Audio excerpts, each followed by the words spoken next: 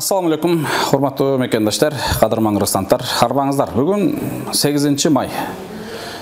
Буйруса эртең улуу жеңиш күнүнө 78 жыл болуп турат. Жалпыңыздардын эртеңки майрамыңыздар менен куттуктайм. Урматтуу мекендаштар, урматтуу бир туугандар, биз Ак ниет аманат коомдук кайрымдуулук фонду Индияга 2018 жылдан бери бейтаптарды алып, бейтаптардын ден соолугуна себепкер болуп, анан каражат маселесин топтолушуна дагы себепкер болуп келатабыз. Албетте Аллах Таала ушул жумушту насип кылган экен, буйруган экен, ушинтип кызматта жүрөбүз да. Бул дагы буйрук. Алымдар айткандай, устаздар айткандай, ар бир инсанга мындай кызматты чындыгында бере бербейт. Бул Алла Тааладан төз берилген жумуш. Анан ар бир алып келген бейтаптарыбызга Кудайга шүгүр, ошол 2018 жылдан бери ушул жылга чейин бардык бейтаптарыбызга бир натыйжалуу Кыргызстанга кайтып баратабыз да. Бүгүнкү кече келген бейтаптарыбызды жакшы билесиздер, тааныйсыздар. Мына азыр буйруса биринчи бүгүн ишибиздин башын баштаганда эле ушул Динара эжекебизден баштадык. Анткени Динара эжекебиздин ичи аябай шишип, ичине суу толуп, кыйналып аткандыктан түз эле больницага барып, анализдерин тапшырып, врачтарга кирип, мына көрдүңүздөр. Бүгүнкү тапшырылуучу анализдерин тапшырып бүттүк. Ал эми эртеңки анализи калды. Эртең дагы тапшыргандан кийин, анан бүрсү күнү 10 май күнү биз кайра врачка киребиз, консультация киребиз. Анан ошонун аркасында анализдерге, диагноздорго, анализдерине карап айтат Кудай бурса качан операция коет. Операциядагы мындай дароо эле келген менен болбойт. Алдында балким кезекте турган бейтаптар бардыр. Ошолорго карап бир эмеге коет, анан кийин болот буйруса. Дуа кылып туралы. Эң негизгиси мен ойлоп атам, ушул Динара эжекебиздин аябай жолу ачык экен да. Келсек эле дарыгер врачы күтүп тургандай эле да. Келсек эле. Каражаты да Кыргызстандан көрдүңүздөр. Ушунчалык тездик менен толук 100% чогулган жок. Толук жетпесе дагы алып келе бердик, бирок бул жакта дагы иши токтоосуз алдыга жылып атат да. Анализдерине дагы кирсек эле аппараттар бош. Болбосо башка учурларда анализге киргенде аябай кезек болуп калат эле. Кудайга шүгүр. Анан ал эжекебиз башка больницада, биз азыр башка больницада турабыз. Бул больницада мурда мына Нурбек агабыз, Кубан агабыз мына ушул жерде кече келген жаш кичинекей балабыз Камил агабыз, анан карындашыбыз бул больницага келди. Мен бул кичинекей баладай болгон бир 2-3 пациентти бул жерден алып келип, сколиоз операциясын жасатып, кадимкидей сонун бир натыйжалуу кайткан учурларыбыз болгон. Ошон үчүн мен бул жакка алып келип, бул жаш баланы, бул жердеги жанагы ортопед, ошол эле опухолду, ошол эле сколиозду караган врачтар күчтүүлүгүнө мен баа бердим да. Анан бул Камил агабызды мына ушул больницага алып келдик. Себеби ушул Камил агабыздын дарыгери дагы мыктылыгын көрдүк. Себеби өткөндө бир агабыздын бир бутун сактап калды. Чындыгында бир бутун Кыргызстанда кестирип, бир бутун менен келген экен. Ошол бутунду алабыз деп атканда аябай бир оор диагноз менен келген. Кудайга шүгүр, мына бул агабызга дагы ошол агабызга натыйжасын көрүп, анан ушул агабызды ушул жакка алып келдик. Агабыздын жүлүнүндө опухоль бар. Бул өтө мындай коркунучтуу чындыгында. Мени азыр ойлондуруп аткан бул агабыз менен тиги карындашыбыздын диагнозу чындыгында ойлондуруп атат. Кудай калса эми жакшы жагына чечилсин, бирок мындай бейтаптарды биринчи жолу алып келип аткандыгы үчүн ойлонуп атабыз. Ал эми бул кичинекей балабызды айтып атпаймынбы? Мурда мындай бейтаптарды алып келип жүргөнүбүз үчүн Кудай калса могул баланы көрөсүздөр. Мына мен дагы бир тургузуп, азыр врачтар эле көрдү го, белинчи караңыздарчы. Көрсөң жүрөгүң ыйлайт чындыгындачы. Кантип басып жүрөт, кыйналып депчи. Эгер ушинтип жүрө берсем, мына ички органдарды, ашказандарды, жүрөктөрдү, өпкөнү бардыгын кысып бала кыйналат. Кудай калса ушул баланы көрөсүздөр, бир 20 күн, 1 айдан кийин сонун бир натыйжа болот иншалла. Ошол күндөргө Кудай жеткирсин. Анан бул Кубан агабызды жакшы билесиздер. Кубан агабыз мына азыр бул жерде экинчи жолу Индияга келип, сиздер улам сурап аткан Кубан агабыз мынакей. Ушул Индияда өткөндө бизди бардыгыбызды мындай ыйлатып ушул жерде калып кетти да чындыгында. Өзү дагы көзүнө жаш алып, кантип таштап кетти деп ичибизден бир ушундай бир сана менен Кыргызстанга жеттик. Кудайга шүгүр, Аллах Таала ушундай берүүчү. Мына азыр бир туган иниси донорлукка келип, өмүрүн сакташ үчүн мына келип турат. Мына ушундай урматтуу достор. Ал эми Нурбек агабыз мынакей. Нурбек агабыз бул жерде, бул агабыз дагы донорун күтүп бул жерде болуп атат. Иншалла донору чечилер менен бул агабыздын бир жакшы натыйжа болуп калат эле. Бирок бул агабызда 6 ай убакыт бар. Врач айтты, 6 айга чейин аралыкта донор таап операция жасасаңар болот. Сөзсүз эле бүгүн азыркы учурда жасаш керек эмес, анткени ден соолук Кудайга шүгүр жакшы экен, бирок 6 айдын ичинде жасалыш керек, сөзсүз деген. Ошон үчүн бул агабызда азыр донор издеп атат. Донор издеп атат десе, аялы болот дедиңер эле го дедиңиз. Аялында деле жеңебизде ачык эле гепатит чыгып калды. Инисинде дагы ушундай болуп калды. Салам алейкум. Алейкум ассалам. Кандайсыз? Жакшы, алхамдулилла. Ден соолук жакшыбы? Алхамдулилла, жакшы. Кантип калдыңыз? Дарыларды алып ичип атам. Дарыланып атасыз. Ошо жүздөрүңүз жакшы. Жакта дарылар оригинал экен, жакшы. Кыскача бир донорлукка токтолсок, донорду күтүп атасыздар. Донорду күтүп атабыз. Аялыңыз менен эки ошо жарабай калды. Эми алдыда кандай план дагы деле? Эми дагы 6 ай деди го, өлүм башка, дарт башка деп коет. Эми 6 ай жашайбызбы, 3 ай жашайбыз, пока немен бар экен, убактым бар экен. Чечилип калар. Үмүттүү үзбөңүз, сизге канчалаган адамдар аракет кылган? Ошо элдин дубасы тийип, ушу бияка келип кыйла жакшы окуган дарыларын ичип бул жактан жакшы. Түшүнүктүү.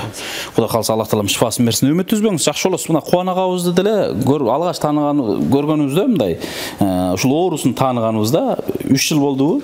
3 жылдан бери мына сааты бүгүн чыгып, мына бүгүн донор келип, мына бүгүн ишти баштап турабыз. 8 ай мурда, 6 ай мурда келдик белек. Салам алейкум, кандайсыз? Алейкум ассалам. Ден соолук кандай? Жакшы, Кудайга. Кайсы айда келдик биринчи жолу Индияга? Ноябрдын 10-да. Ноябрда келген болсок, мына кайра донор издеп кеткенбиз, Ооба, чейинек донор издеп кеткенбиз. Результаттарды билип кеткенбиз. Ден соолук кандай? Жакшы, бүгүнкүдөн кичине дары, бул жактын дарыларын ичип кичине жеңилдеп калдык. Өзүңүздү кандай жакшы эле сезип? Өзүм кичине жакшы. Жалгызсырап, кыйынчылык Индияда ушундай бир болбодубу? Жок, андай кыйынчылык болбоду. Эми жакшы үмүттөнүп эле отурабыз ушу. Күн өткөндө эле сезилбей атат. Иншалла, баа трубканы койгонуна бир топ убакыт болуп кетти. Кандай, жакшы элеби? Ошол бир гана ушул жалачылыгым бар, эми ушул сал жеткенге аракет кылыш керек, ушуну тездетсек деген. Иншалла, сиздин бүгүн кыскача Бектордун анализин билип алдык. Кудайга шүгүр, анализи жакшы чыкты. Эртең дагы алдыдагы анализдерин улантабыз дагы. Иншалла бир жуманын 10 күнүнүн ичинде деп коюн, агабыз операцияга кирип калат деген ушундай үмүт ниет бар. Биз врачтар менен дагы сүйлөштүк, бардыгын эме кылдык. Анан эң негизи иниңиздин ошо анализи туура келчүдөй болуп түштү. Ичиңиздеги сезимдер кандай? Алдын ала Эми жакшы болот деген үмүт, жакшы тилек менен, жакшы үмүт менен аракет кылып атабыз. Эми Алла эми оң жагынан насип кылсын. Амин. Амин, айтканыңыз келсин. Мына ушундай достор мекендештер, ар бир туугандарыбыздан бир кыскача сөз алып берейин. Себеби кече күнү кээ бир туугандарыбызга сөз бербей калсам, туугандары мага чалып, ушул бир тууганыбызга эмнеге сөз бербедиң дегендей кылып мени кайра урушуп аткандар болуп атат. Камила кандайсыз? Жакшы, шүгүр. Ден соолук кандай? Жакшы, Аллага. Камила агабыздын негизи акыбалы чындыгында оор экен. Ол бут такыр эле кыймылдабай турбайбы? Себеби азыр врачка кошо киргенибизде мен көрүп атам да, мындай сезим такыр жокпу сизде? Жок да, жок. Сезим жок да. Мындай бутуңузду көтөрүп алдыга жылдыра албайсызбы? Жылдыра албайм. Мындай жаныңызда бир адамсыз кыйын экен да? Кыйын. Жардамчысы жок. Жардамчысы кыйын да. Кыйналып калам да. Тамашалап атам, агабызга чыдаган жеңебизге рахмат деп. Иншалла анализиңиз жакшы чыкса басып кетесиз. Бүгүн бул жерден басып кетпесеңиз да кандайдыр бир убакыттардан кийин басасыз. Бирок операциядан кийин булар алдын ала айтышкан 90-95% бутта сезим болот, жылыш болот деген да. Ошол үмүтүбүздү үзбөй жакшы ниет кылып иншалла. Иншалла. Авам Индиянын кинолорун көрүп, Индияга бара турган деле ой жок, бирок бир өзгөчө үмүттөр менен жүргөн экен. Индияны көрүп алып таң калып атса керек. Салам алейкум. Алейкум ассалам. 67 жаштагы ата Индияда эмне кылып жүрөт болду экен дегендерге. Эми Индияга келем деп өзүнчө бир кыялданчу элем. Анан эми бирок мына эми Аллахым буйруп ушу баламын orusundan ulamış Indiyaga gelip oturabız. Mına Indiyaga geldik. Kudaga şükür mına bugün sen jardan menen şu vraçlarga gayrıldık. Mına aldın ala konsultasiyalarda aldık. Mına hem kuda kalaz ertege analizlerdi tapşırsak analizleri jakşı çıkıp kuda kalaz hem jakşı operatsiya bolup özüň aytkanday kıymıldap basıp basar-basak da jakşı bolup şu aman esen Kırgızstanımızga kelsek degen tilegim baylanayındarım. Amin. Айтқаныңыз келсін, аба айтқаныңыз келсін, дуа қылып тұрыңыз. Урматтуу достор, мекендаштар, мына ушундай алдын ала бүгүнкү жыйынтыктар мына ушундай болот. Эже кандайсыз? Жакшы, шүгүр, Кудайга. Баткен областынын кайсыл жеринен болот элеңиздер? 4 кило айлы өкмөттүн чоң талайынан. Баткен областынын тургуну, Чоңалай Обош облусунун тургуну, Жалал Абад областынын, Ар областынын бейтаптарына иншалла биздин ак ниет аманат коомдук фонду кызматта. Биз менен кошо эл жакшылары сиздер да кызматтасыздар иншалла. Балаңыз кыйналбайлы? Шүгүр, кыйналбайм. Көп жүрө берет өзү көчөдөлөрдө ойноп. Акылдуу экен негизи. Дагы шүгүр, бар жогу жакшы. Ошол сөөгүнөн эле да белинен, сколиоз оорусунан. Дагы шүгүр, акыл эси бар жогу жайында. Садикке барат, барып келет өзү. Түшүнүктүү. Мына ушундай урматтуу достор, мекендаштар, азыр эжебиздин боюнча бир кыскача маалыматын айтып өттү. Чоң апа кандайсыз? Жакшы, Аллага шүгүр. Индияда кыйналбадыңызбы? Кыйналбадым. Ошо балам үчүн жүрөм. Келгенибизге 13-үндө келгенбиз, 1 ай болуп калат. Шу донорду күтүп кичине балам келди. Аллага шүгүр, эми ошо насип болуп, ошо неме болуп калса экен деп, чечилип калса экен деп отурабыз, Алладан тилеп. Ошо элдин жардамы менен келип калдык Индияга. Тууган урук, эл журттун, алыста жүргөн мигранттарыбыздын бизге кошкон салым менен ушул жерге операцияга келип отурабыз. Мен ошого чексиз ыраазымын. Мына пенсионер апаларыбыз, карыган энелерибиз салып атты. Балама сүйлөп ушундай акча которот элем балам кандай кылам деп баарыңыздарга ыраазымын. Кыргызстанда мына оорулар көп болуп калат экен. 2 ат болуш керек экен жаштар дейм. Бул эми көбүнчө мындай тырмактарды жасатып, чач балдарыбыз, сакал пакал ошого нерседен жугуп калат экен. Ушуга сак болушса дейм.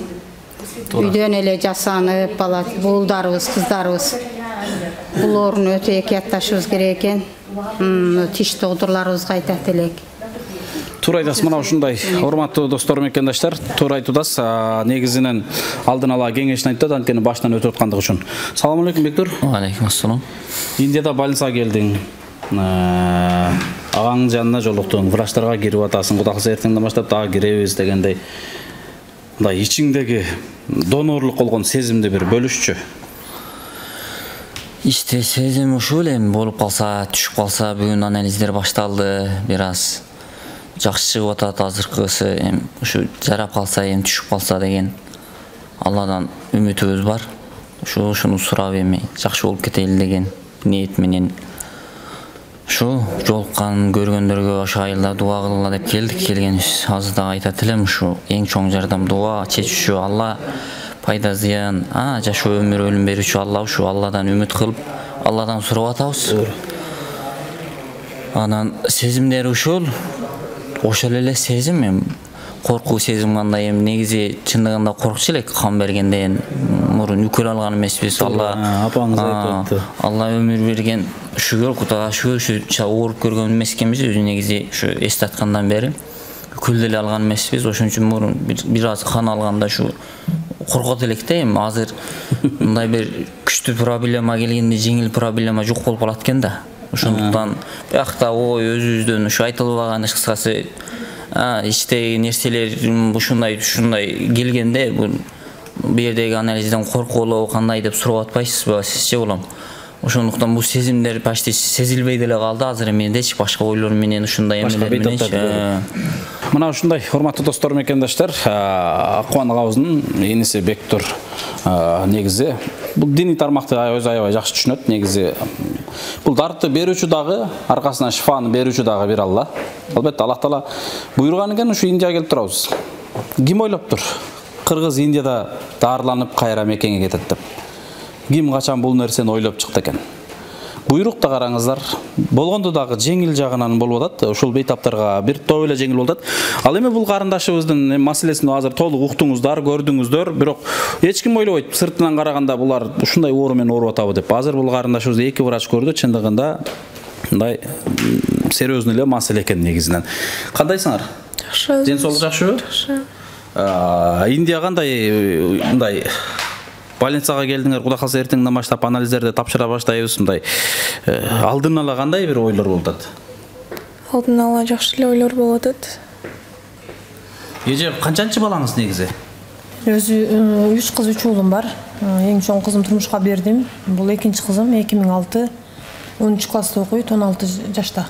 Канчадан бери бул оору менен ооруп келет? 6 жылдан бери ушул оору менен ооруп келет.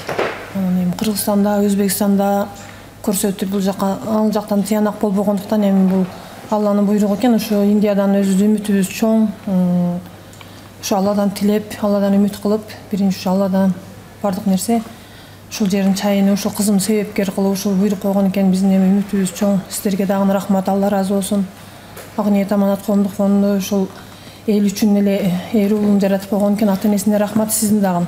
Рахмат, кыжалат болбоңуздар.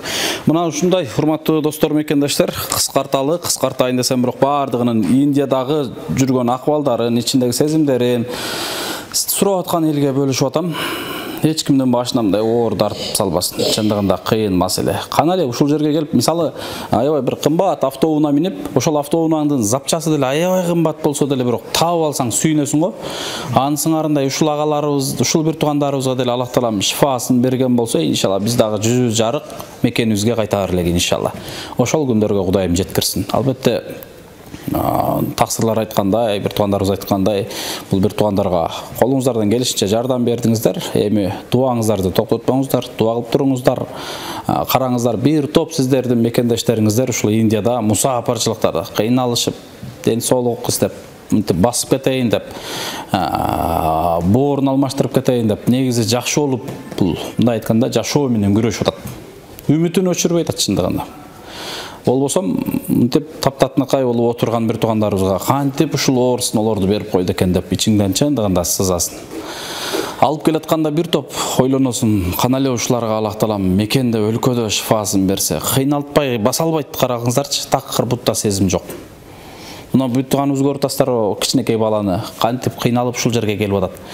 Ушулар Кыргызстанда эле жакшы болуп кетсе кандай болор деп ойлойсуң. Албетте үмүттү үзбөйлү. Мекенибизде да, өлкөбүздө ушундай чоң больницалар түшүп, мыкты дарыгерлер чогулуп, канчалаган ооруп аткан бир туугандарыбызга Аллах таалам шифасын берип калат иншалла.